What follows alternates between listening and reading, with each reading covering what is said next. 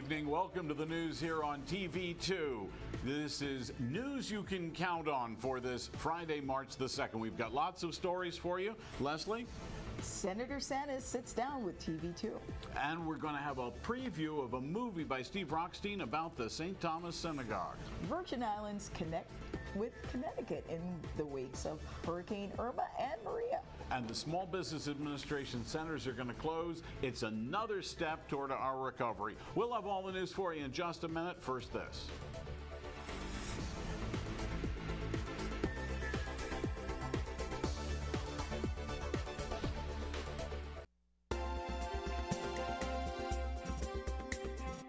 So we'll start light and ask you, 10 years served. Is this parole or is this honorable discharge? Well, if I'm successful in terms of becoming a lieutenant governor, it'll be parole.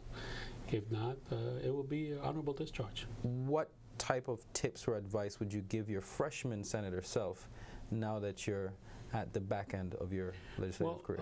First of all, I would have slapped that Sanders for thinking about even running for Senate. And after that, I'll have a long conversation with him and just tell him to keep it grounded, keep it real. Don't forget where you come from. I come from humble beginnings. I grew up in Clifton Hill and Machuchal in a little two-room wooden house with an outhouse, latrine. I know you younger people have never experienced that. You know, things like that, it keeps you humble, and that's one of the things that I'll tell myself. Keep it humble. Don't forget where you come from, and treat everybody equally. To me, it's so important. You got to treat everybody equally. Everybody. The egos, the agendas. What have been some of your instances dealing with that, and how were you able to forge forward? It's kind of hard because you have. I work with 14 individuals that are so different in nature, and there are times in which, I'll be honest, you shake your head and you wonder how this person got elected, or how they became a leader. I remember going to meetings and seeing individuals just stroll in with no documents in their hand, nothing at all, and they ask about a piece of paper and a pen. I'm like, you're not prepared at all. I believe in putting a honest day work. There are some that don't. I've seen senators that you only see them like every couple of months, which is, it really ticked me off because you work for the people. Does the Virgin Islands government and the legislative branch and the judicial branch, do we need more transparency? Absolutely, 100%. With social media and the other type of media that we have, as harsh as they seem sometimes, I think they're pressuring all the branches of government to produce, to show what's going on. And there are times in which I myself participated in meetings that maybe should have been open to the public. I'll admit that. But overall, yeah, we need to be more transparent. This is, of course, we're doing the people's work. Thank you once again. And this has been Senator Samuel Sanders, a sit down with Sanders, as we say. Stay tuned for News 2 on YouTube for more information. Interesting perspective from Senator Sanders now that the burden of having to run for re-election is not on him. We got a little interesting perspective that we normally wouldn't hear from a senator that's running for re-election, and it was quite revealing, the level of unpreparedness, the need for transparency. But I think that these are things that Virgin Islanders actually identify, and if you pay just a modicum of attention to the issues here, you'd be able to pick up on these exact same things. He's a free man in the sense that he doesn't have to run for office as a senator. He's now running as a candidate for lieutenant governor. So we got to get some perspective on the Senate. And at the same time, you noticed and I noticed he doesn't make eye contact with the camera or with Richard Dorsey, the interviewer. I kind of wonder what he's thinking about. That was an interesting observation we were making as we were watching it. And perhaps this kind of openness he has not quite adjusted to, but with the governor's race being this year, these types of interviews interviews are certainly bound to happen, and we'll be bringing other candidates to you as well. Well, he's certainly correct. We could use more transparency. We could use a lot more window on what's going on inside the Senate instead of waiting for it to blow up in our faces after it happens. Sure. All right, Leslie. So what's next on our agenda? We've got a story for you about Steve Rockstein, a local photographer who did a documentary on the St. Thomas Synagogue. Here it is.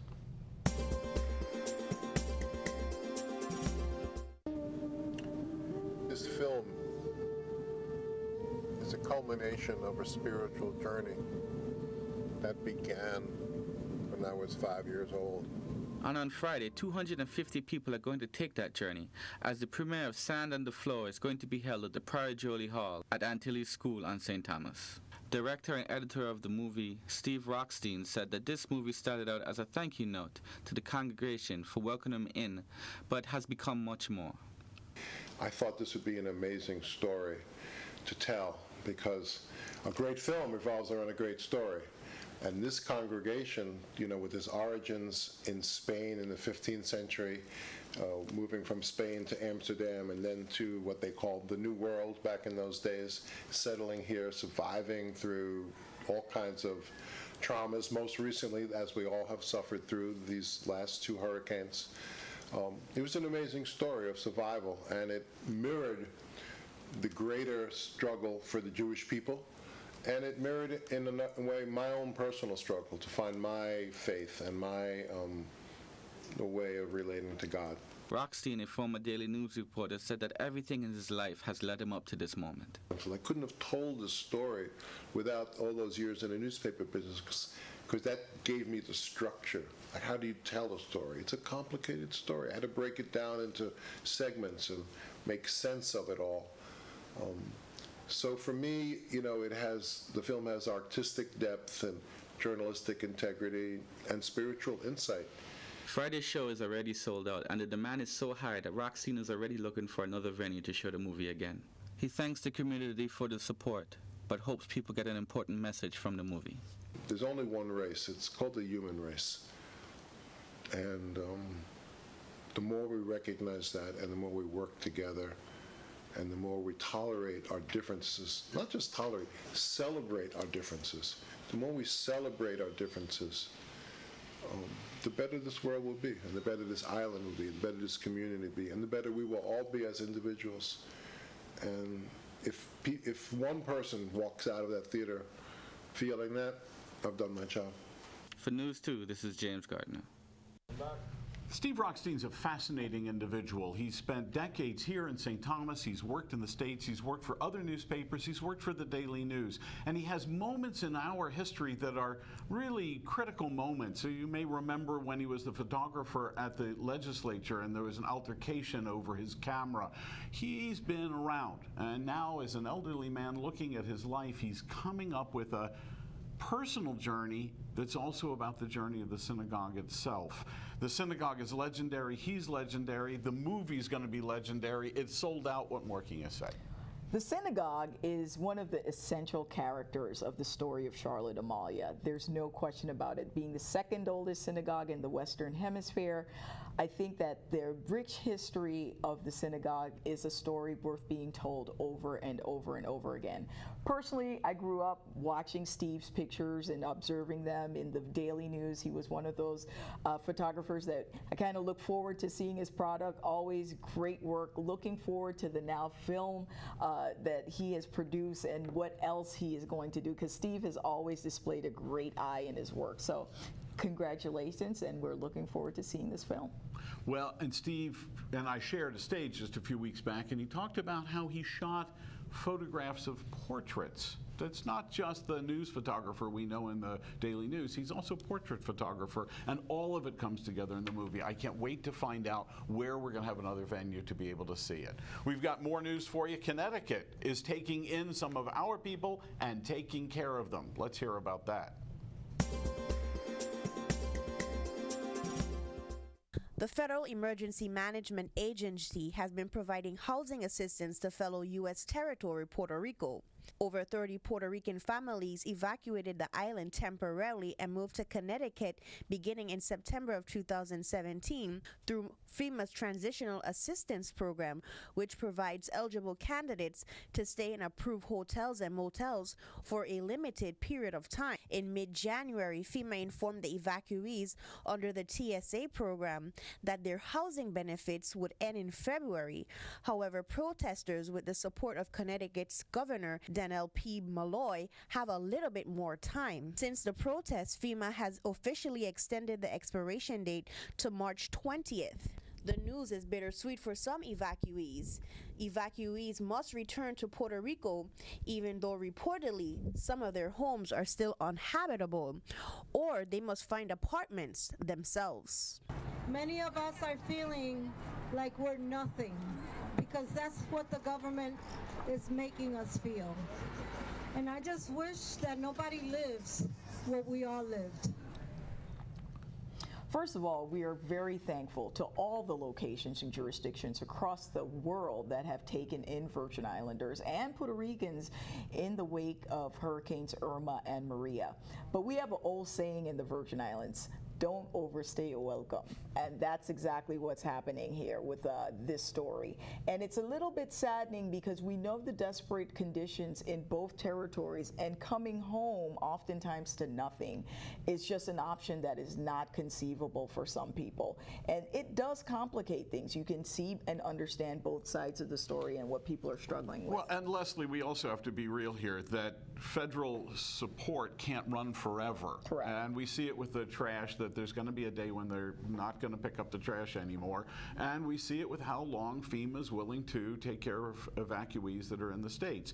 This is important because here's a state, Connecticut, that's decided to extend the benefits when the federal benefit ends. And they're looking around at how to take care of other things, not just the housing, but also schools for the children and other kinds of support, where the state has said, we'll pick up some of the slack after the federal government's gone. It's nice to know somebody loves us. Well, one more complication, of course, of what these two unruly ladies did as they passed through the territory.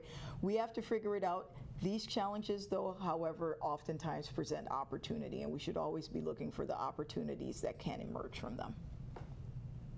We've got weather for you coming up in just a second. Hang on, we'll be right back.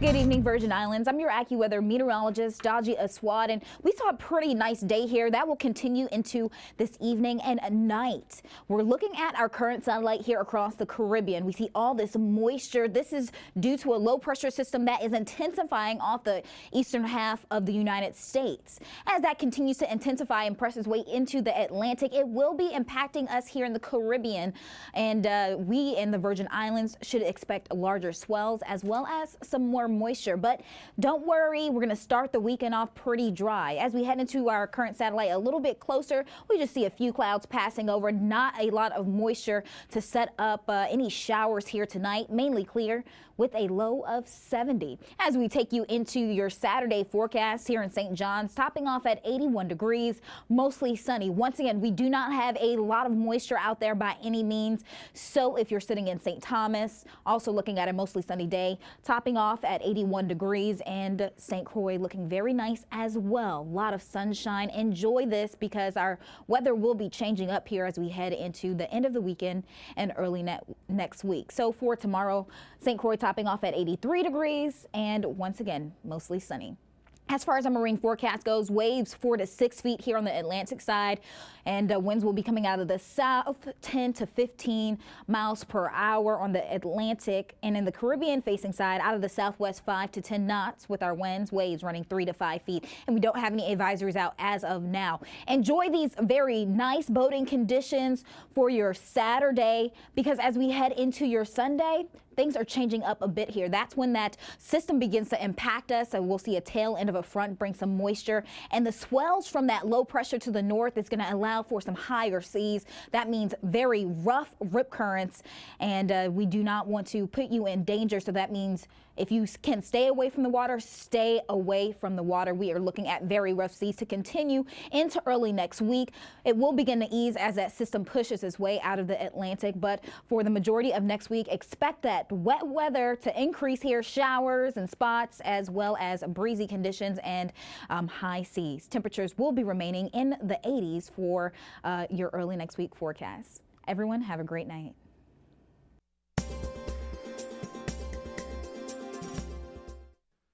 That's government contracts, how they're awarded and how they're distributed, and whether or not contractors are getting paid. I want to ask, why isn't Mr. Merritt here today? Why isn't Mr. Merritt here today? Please tell me. I don't want to hear the statement, the generic statement, prior engagement. Why isn't he here today? There was all the big fancy names, all the big contractors. These guys getting paid on time. On time. But our small guys, the guys that I represent, stopping me on the road all the time, running in front of my truck to cut me off. Their eyes all bloodshot, and they say they ain't get paid in months. They haven't been paid in months. No, is that fair? Anybody, is that fair? Anybody, listen guys, I should say, is it fair? Because we always use the word procurement. The procurement is held up. Let me tell you guys something. Assign somebody to act as a conduit to make sure that procurement process is similar or as quickly as the next big corporation. Because it's a big travesty. It's an injustice when the small guy is not paid for months. What is his wife to do? What is his banker to do? Alex, as we all know, small businesses are the cornerstone of any economy. And unfortunately, this is a common trend with the Virgin Islands government. The lack of speed of payment, in some cases, the lack of payment at all. This hampers small businesses, and it discourages individuals from wanting to do business with the government of the Virgin Islands. It's dangerous. The word he used was travesty. It is. We've got little businesses, little local businesses. Government should take care of little local business first. And instead, we've got other organizations, other entities getting money from the government, while the little local guys right here are just, they're doing the job, they're taking care of business, and they're not getting paid. It's crazy. One of the things that I hope, and with the hiring of many contractors to do work for the government of the Virgin Islands to assist us with rebuilding, and them hiring subcontractors, mostly from the United States proper and other places, I hope they're paying their taxes, just like our local small businessmen. So Marvin Pickering, I know you do a great job at IRB. Let's get those contractors, make sure they have their business licenses, just like our local businesses, make sure they are paying the taxes, excise and gross receipt taxes that they should be. So the playing competition is fair for our local businesses. We're going to see a revolution in this whole business about how we handle waste in the Virgin Islands. So this is crazy. We've got ships loaded with stuff showing up every day. We eat the food, we do things with the clothes, and then it goes and sits in Bavonia or Anguilla. It's not the way to run an island. We have an update coming up next with DPNR and coastal zone hearings.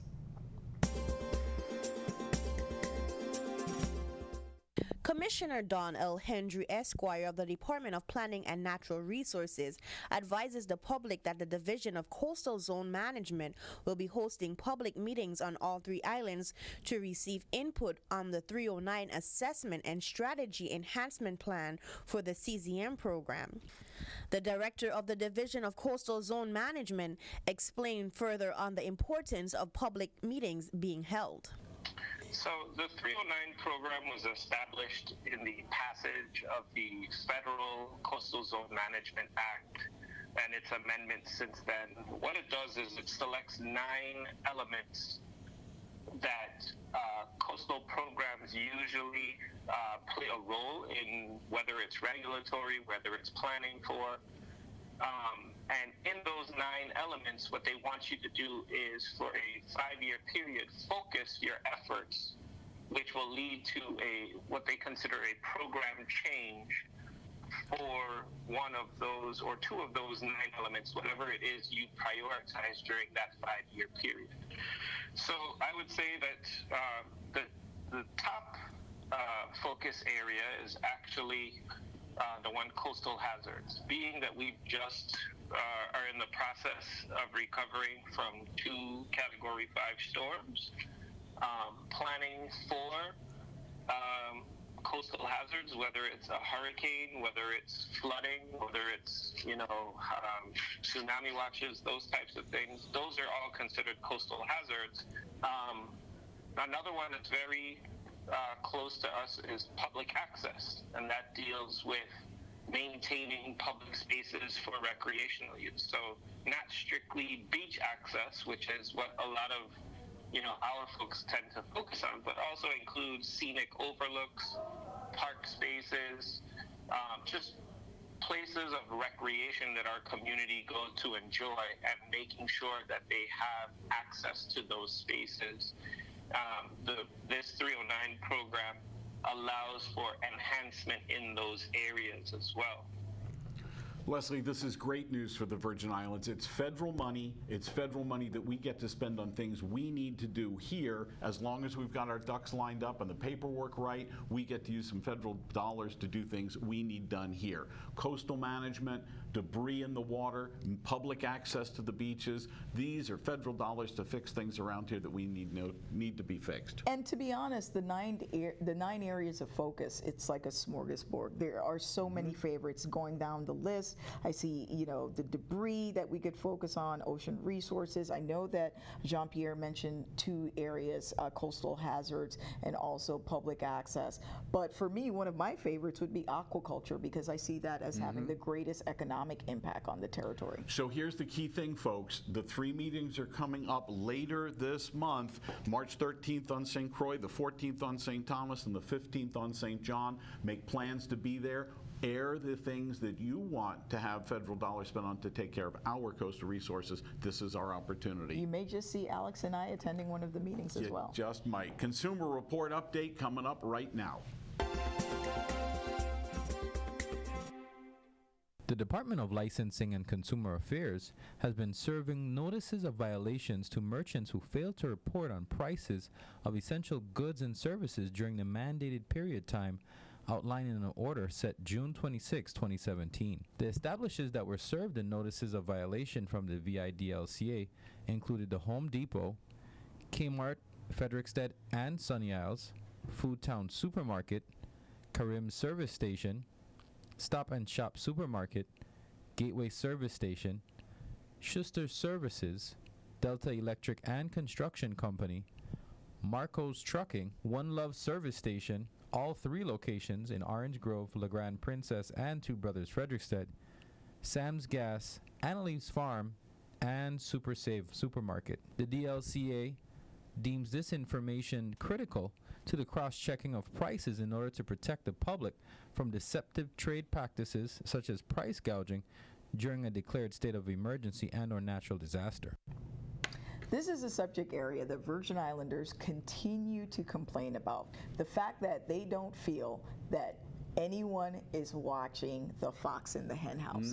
And we as consumers suffer a real price, both economically and also our health is affected by the quality of the food that's brought in here and the pricing that it costs to eat well and to eat healthy in the Virgin Islands.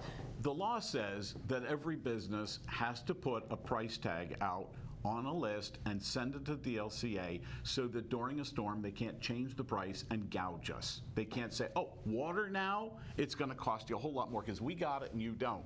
That's illegal, and they're supposed to give us the list. That was a long list of businesses that haven't been complying with the law. That was a long list. We hope that DLCA continues to step up their monitoring of prices in the territory and truly protect us as consumers. Protect all of us.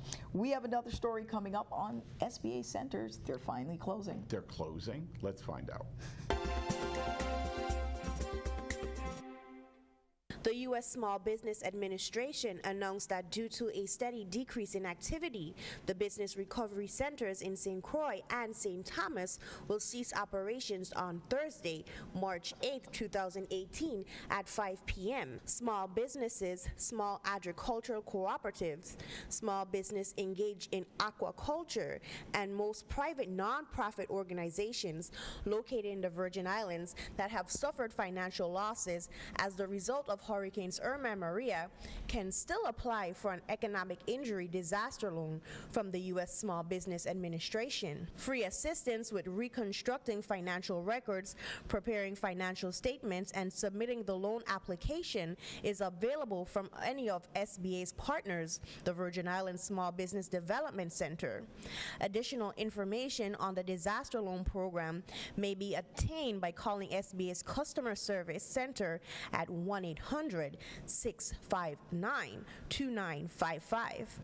I just love this. This is evidence that we're getting better. When the Small Business Administration says we really don't need to have those storefronts where we're sitting there waiting for you to walk through the door, that means we're not walking through the door. And that means we've done our paperwork, we're lined up to get our SBA loans, we're lined up for recovery. They don't need to be here. That's great news. We're getting better. I actually visited a center this afternoon, the one over at the Tutu Park Mall. Still folks coming in, but there were more employees than there were visitors, so that is a good sign. Finally wrapping this up. It's you can see the light at the end of the tunnel, and it's not the train coming at us. It's recovery. We are getting better. There will be a moment just about in time for hurricane season to start when this hurricane season is over. Leslie, it's been great doing the news here. What's your favorite story today? You know what? I want to tell you about two things. First of all, the Raphael Wheatley Center is closing their deadline for registration. Skills pay the bills, folks, and there are certainly a lot of opportunities available with national certifications. You should look into it. If you're thinking about learning a little bit of phlebotomy or becoming a medical billing assistant, they have tons of really useful programs that could get you that new job. So check that out. Cosmetology, small engine repair. If you've got a young person at home who doesn't want to go to college, Raphael Wheatley Skills Center will teach them a trade. My daughter learned one. It was a great opportunity. Hey, the Turnbull Regional Library is calling for volunteers to help with digital literacy. They want you, if you know about computers, to teach other people about computers. Here comes the phone number. Write this one down. 715-8581. 715-8581. You could help at the Turnbull Library and get more people to know how to use computers. There's also Kid Fit tomorrow at Griffith Park, and down in the West, I know that there is a Little League tournament going on. Students finally getting out to play baseball for the first time competitively since the storm. So stay tuned for that, or stop by and just cheer on our youth. And we love seeing you come up to us on the street and say you saw us on TV too, because that tells us you're out there, you're seeing us. We need that. Remember, this is your news. If you see something, shoot a picture. Take your phone out, make a movie, send it to us. We'll share it with everyone. It's been great having you here at TV2. We'll see you on Monday. Leslie? Have a great Virgin Islands weekend. We'll see you on Monday. Bye-bye.